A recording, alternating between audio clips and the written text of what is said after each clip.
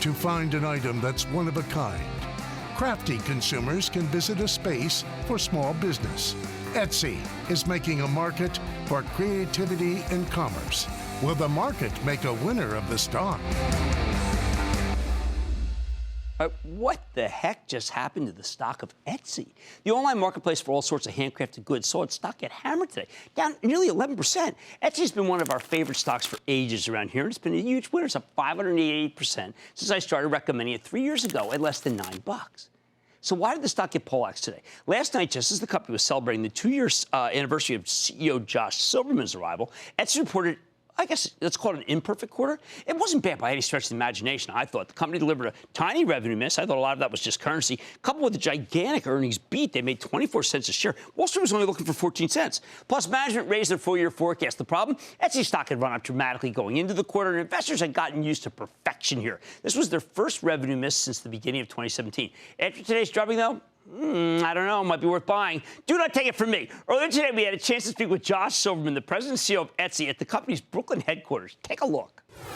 Josh, you just reported a remarkable quarter which showed amazing growth among sellers, which is what you want. That's what you promote.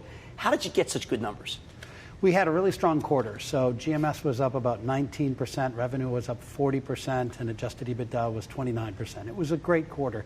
And it's continued execution, making the product better and continuing to do a good job marketing it. I know the stock's down, but if I look at the March investment day, you did considerably better than what you thought you were going to do in March. Yeah, I mean, Q1 started out a little rocky, as we said, and then ended really strong. And we raised guidance, so we feel really good about the start that we're off to. All right, let's talk big picture. I remember in Etsy where if it was coming up to Mother's Day, there would be a sign on it, don't forget Mother's Day.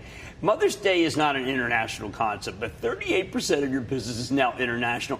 People have to understand that you are a world marketplace for people making things in their kitchen. Yeah, that's absolutely right. In fact, our international growth numbers were the strongest we've posted in quite some time. International is doing great. And both the UK and Germany are now more than 50% domestic trade. So both of those markets have become independent two-sided marketplaces. You have had a remarkable created a remarkable resurgence among something that was lost before the Industrial Revolution time, which is you have individuals, particularly women, making things and then selling them. Is that paradigm worldwide? Yes, absolutely. So in a world where automation is changing the nature of work, we don't think it's immigration or trade that's really causing economic stress. It's automation. We produce more things in the United States now than we ever did. It's just robots doing most of the work.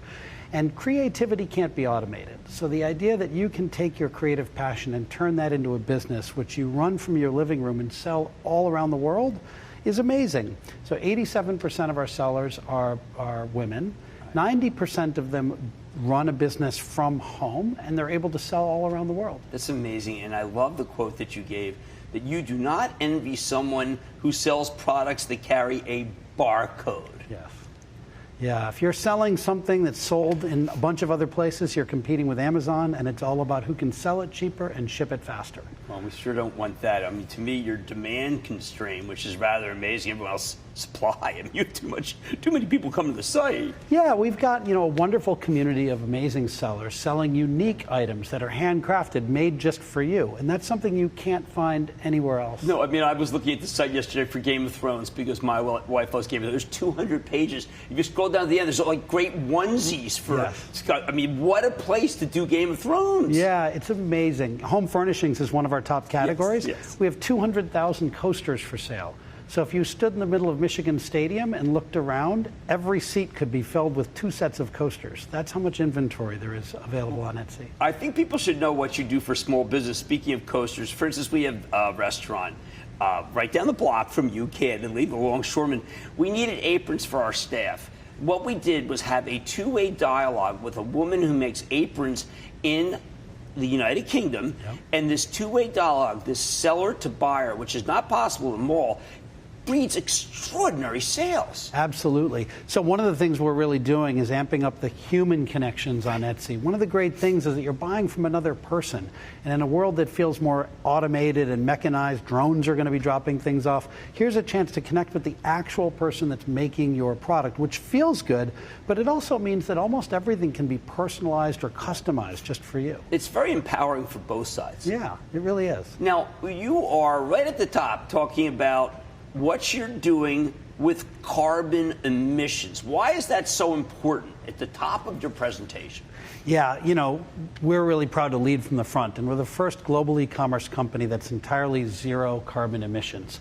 So we've always been focused on our office space and our servers, powering those with renewable energy, but we just announced that we're offsetting all of the carbon from the shipping when a seller ships to a buyer, and we're doing it for less than a penny of a package. And Etsy's taking that cost. We're not passing it along to the sellers or the buyers. And we think it's a trend that everyone should be following. It's amazingly affordable, actually, and I hope that all of the other e-commerce CEOs also investigate this, because I think they're going to see that it's really affordable, and our customers love it. We're seeing increases in conversion rate, which make it good for business. Now, another thing that I find interesting is that we often get caught up in the idea, particularly millennials, that everything ends in a landfill. But I don't think anything you make from a person is landfill destined. No. Our sellers work really hard to try to recycle things. And the things that you buy on Etsy are the things you care about. They're your new favorites. They're your belongings, not just stuff. In fact, we've just launched a television campaign, the essence of which is don't fill your life with stuff. Buy fewer things, but things you really care about. And Etsy's the place to go to buy things you really care about. I need to worry a little bit about the analyst community, because people say, you know, Jim, you love Etsy so much because you're from Brooklyn and you like Josh. Well, that's not true. Good customers, but I like the business model. What do you think that the community of analysts got wrong that the stock could be so heavily hit, even though you telegraphed everything? You know, we thought it was a great quarter, and not my job to try to get inside the minds of right. every single shareholder. We just got to keep putting up good numbers. We feel great about Q1. We delivered a really strong quarter, and we raised our guidance. So we're going to keep focused on executing. All right, well, talk about the journey. It's been 2 years. It's been a remarkable turnaround. Yeah. You really have made it so that the friction is reduced dramatically for the 89% of the women who are at home in offering a single product. And that's what we've used every time we've been on Etsy.